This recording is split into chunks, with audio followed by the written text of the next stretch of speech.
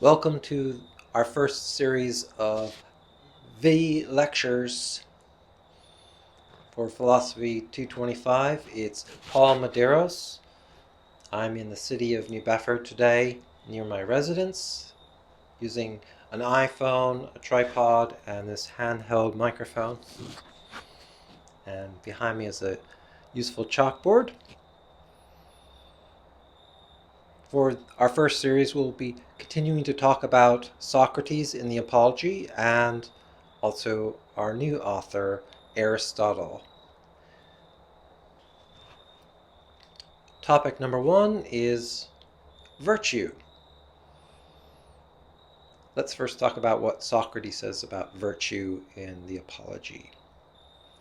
Virtue is clearly an important idea for Socrates. Here is the ancient Greek word for virtue, arete, sometimes translated as excellence. Virtue is the more popular term, and sometimes we translate arete as good character.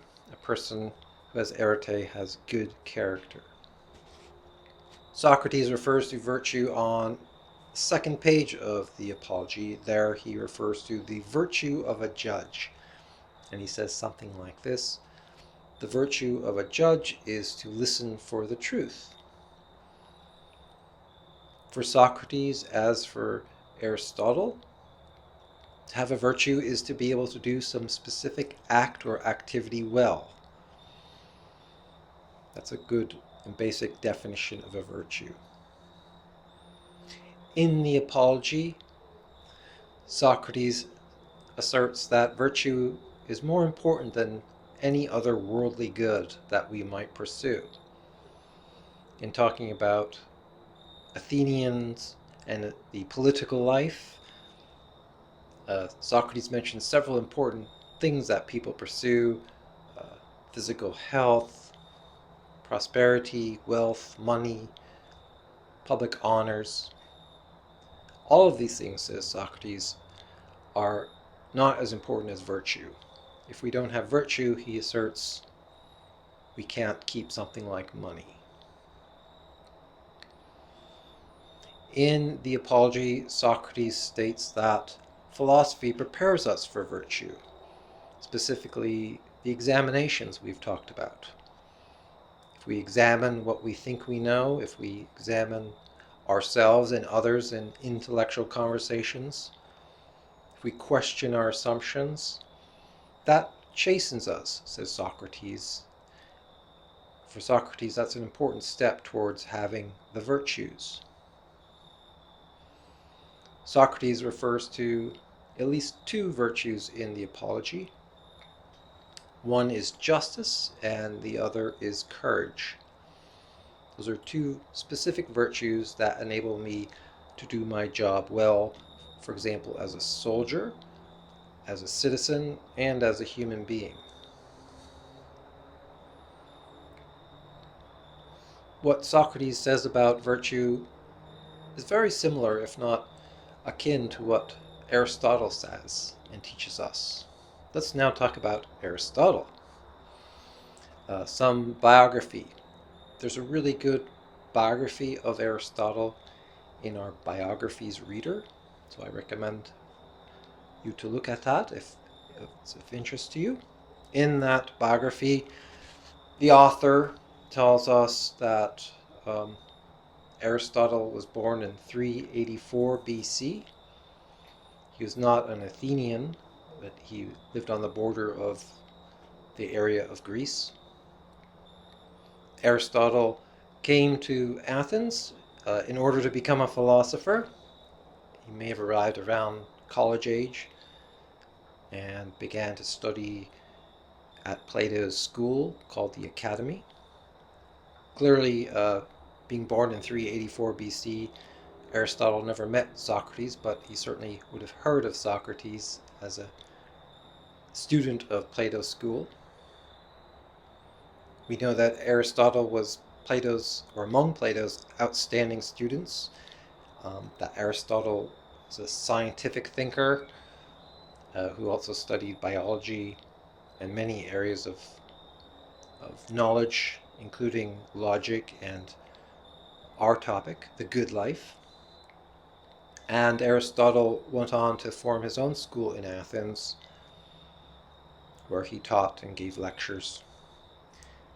Many of the writings which we have of Aristotle were lecture notes, transcriptions taken by students, and the famous work, whose main topic is our course topic, is a series of lecture notes. And the title is The Nicomachean Ethics. This is my edition. Nicomachus was Aristotle's father's name and also his son's name. And we think that his son Nicomachus was the person who transcribed these lecture notes. As I mentioned, the topic of Nicomachean Ethics is the good life, or as Aristotle puts it, the good, or the best good. And sometimes he refers to that as happiness. His goal is to sketch out what happiness is. And virtue is one of the most important concepts to talk about happiness for Aristotle. On page 6 of our readings for this week, Folio A, a series of extracts from Aristotle's writings. There is one statement about the virtues that I would like you to read. And in this statement, there are some important insights by Aristotle. The most important one is the idea that a virtue enables you to do some activity well. So Aristotle says that the virtue of the eyes enables me to see well, and the virtue of a horse empowers a horse to gallop well and to stand still in the face of dangers. According to Aristotle, this is true of all the virtues. For any virtue, there's some act or activity which it enables us to do well. According to Aristotle, there are 3 main areas of virtue, and they are prudence, justice, temperance, and courage. These are listed not on page 6, but on page 4, in which Aristotle is talking about the political life. These 4 virtues, for Aristotle and many other ancient intellectuals, are the key virtues for human life.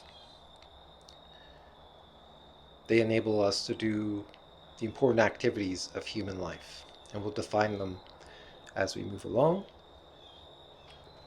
According to Aristotle, looking again on page 6, for any virtue that we talk about, it is always at an intermediate between 2 extremes, or bad habits.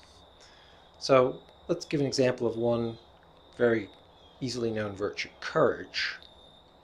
According to Aristotle, a person who has courage is empowered to face dangers. For example, a soldier is somebody in the ancient world who needs courage in order to be able to march into danger.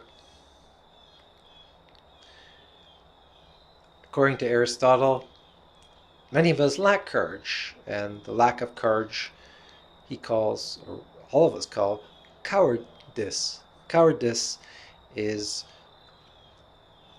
a bad habit. When dangers arise, we have to flee, or we feel overwhelmed by feelings of fear. On the other extreme is when we have too much courage, says Aristotle.